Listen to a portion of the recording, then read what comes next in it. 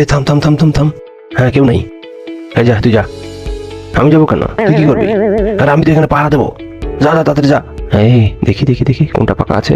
হ্যাঁ কেউ আসে নাই তো দিকে। এই দিদি আল্লাহ, লোক চলে এসেছে। পকেট থেকে বাঁশিটা বের করি। গলার মধ্যে আটকে গেল না তো কিছু? কি রে, ওখানে কি করছে?